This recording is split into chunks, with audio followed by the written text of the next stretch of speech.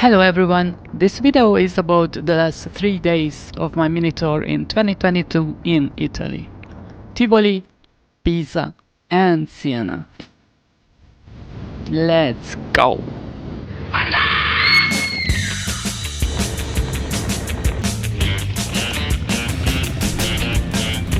The last day in Morropo in our accommodation, Poggio della Roverella, started with this beautiful sunrise.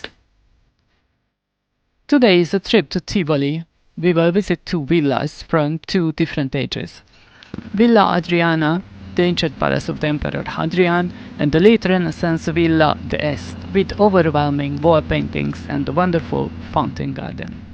Just setting up the GPS, the navigation is on, and let's go to Tivoli.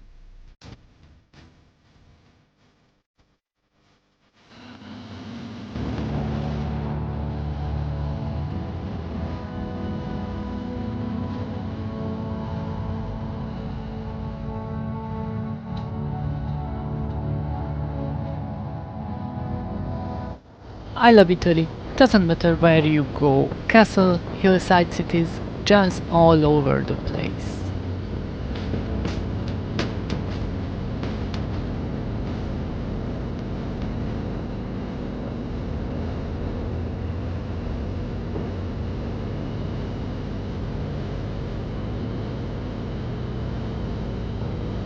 And palm trees.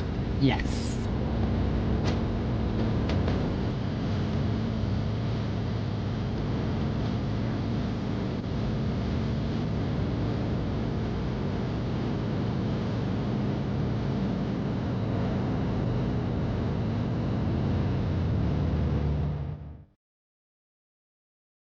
Villa Adriana was a hideout place for emperors, far from the smelly, noisy and overpopulated palace in Rome.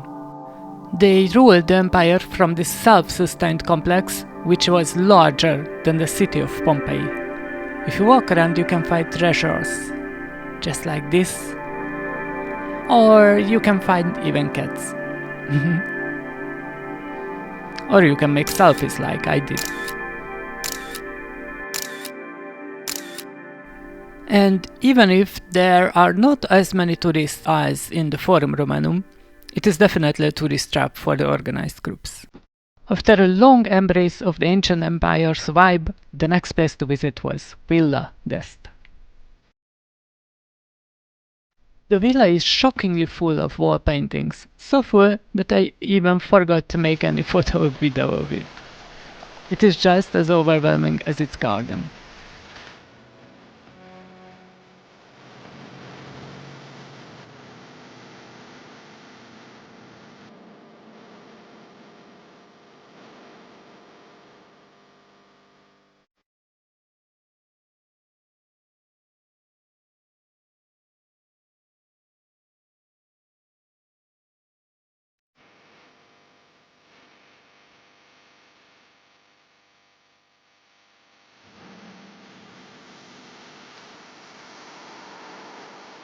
If you walk around, you feel yourself walking in another dimension, a time centuries ago. Except the encounters with a guy making artist-ish photos of beautiful-ish Insta model girls, but they are easy target to scare away if you are dressed up in biker gear in a hot summer day.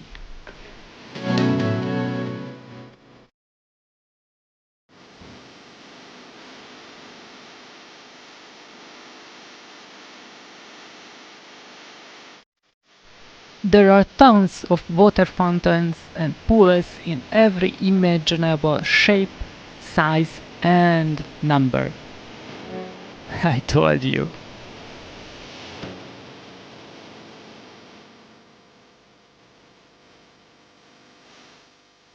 Since I am a museum crawler, I spent too many hours again to explore these places. There was no more time to do anything else. Maybe just some selfies.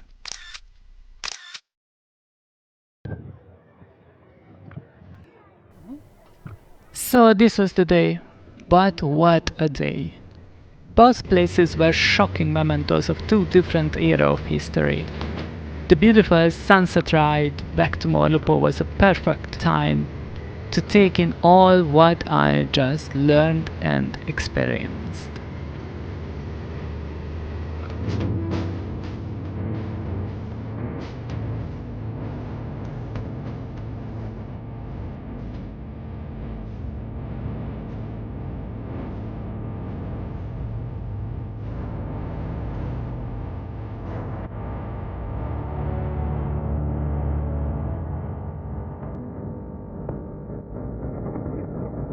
The next day was a long ride from Lazio to Tuscany, to our accommodation for the next 2 days.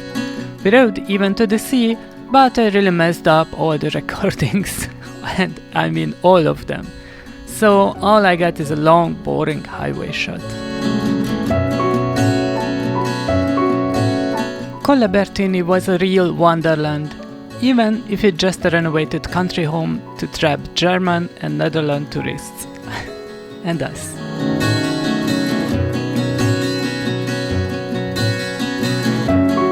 Meow. You can hear meowing, because that was this cat saying something. And he likes you for doing that.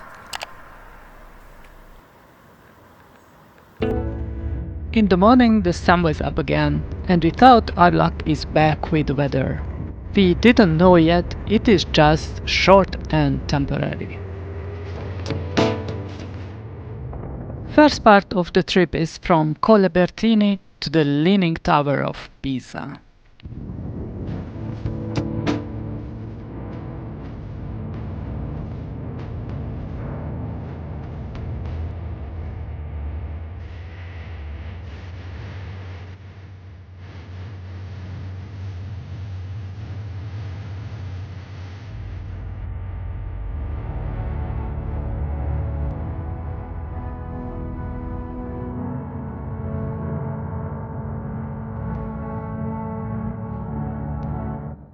I was in Pisa 20 years ago, and I knew there was not much else in the city but the Basilica and the Leaning Tower, but I found something interesting on the way into the city. The Aquedotto Mediceo, or Mediceo. So no, it's not Roman. It was built in the 17th century by the Medicis, because the water quality in the wells of the city in the medievals was so horribly unhealthy. Even people died just from drinking it. So this aqueduct aided water from Asciano Pisano to Pisa up to the beginning of the 20th century. It was even working in the Second World War, temporarily. So it's about 300 years. It's not bad from this structure. From the aqueduct, finding the basilica is pretty straightforward. Look for a huge wall, then right through this arc, follow the road ahead. If you want to eat something before visiting the Leaning Tower, just turn left, you will find many of them. But if you are keen for the tower, just turn right, and there it is, the magnificent Leaning Tower of Pisa.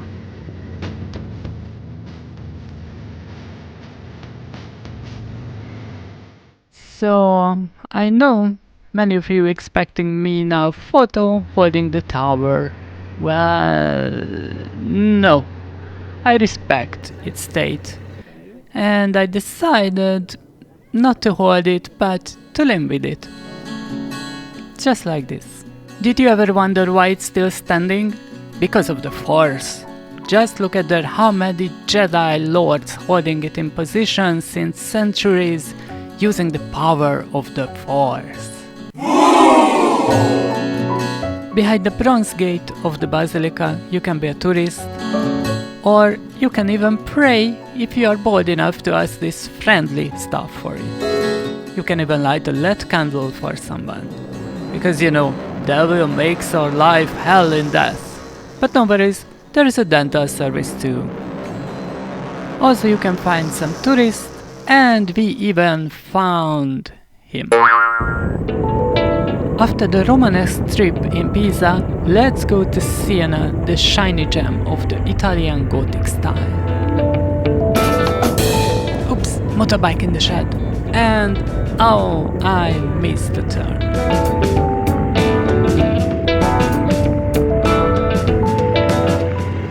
I swear I just did a glimpse of the motorbike in the shed.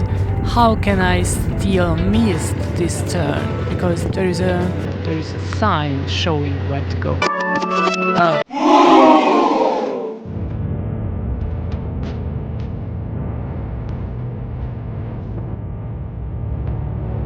And there we are again, just riding anywhere in Italy and there is a castle. Well, maybe you are in castle area of the world and this is nothing to you, but yeah, it's a great thing for me. It was so wonderful. We just arrived the walls of Siena pretty quick.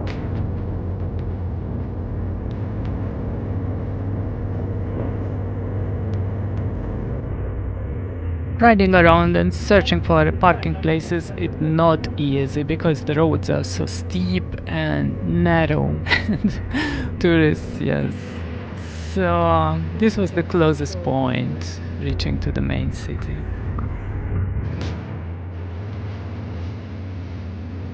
Maybe there are better parking places, but this was close enough to the main square. The square is one of my favorites in the Italian cities I visited yet, and it suits my stolen relic from the Hadrian's palace. Last time I was here, 20 years ago, 2 young singer students sang here Renaissance songs. Now they are gone. But there is the basilica, magnificent and dramatic.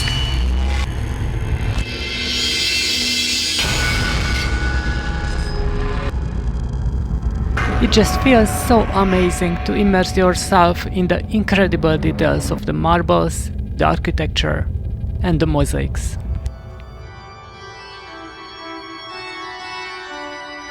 Even if there is a long line of party guests, you can still enjoy the medieval vibe of the basilica. I just wonder how many important persons sat on these Gothic seats. And why is this important person laying under a balustrade?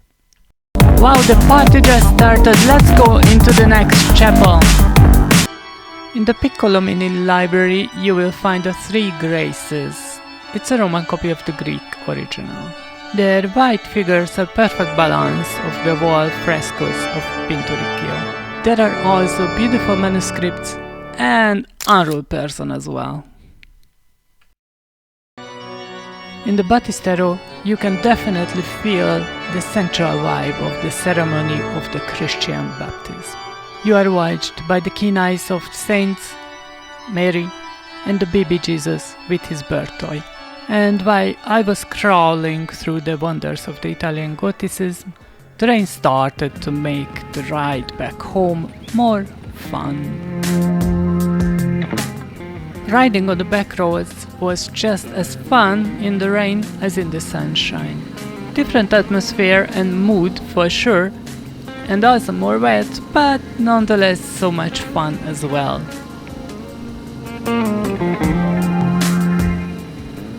There is always something to see next to the road, like this chapel, or this mud, or this abandoned like house or something, or that thing over there which you cannot see because of the raindrop. And there is this winery, I think, not too shabby. And so this was the last episode of my Italian tour in 2022. Unfortunately, I lost so many footages on this trip. What you see here is just a glimpse of the last 3 days. Actually 4 days, but 1 day was mostly an off-road highway ride, so I don't count this one. So it was not only a good trip, it was also an excellent learning experience. Yeah, there is some, whatever. So I learned what do I need for the next journey. what should I record more and what less. Anyway, I hope you liked it. So, see you next time.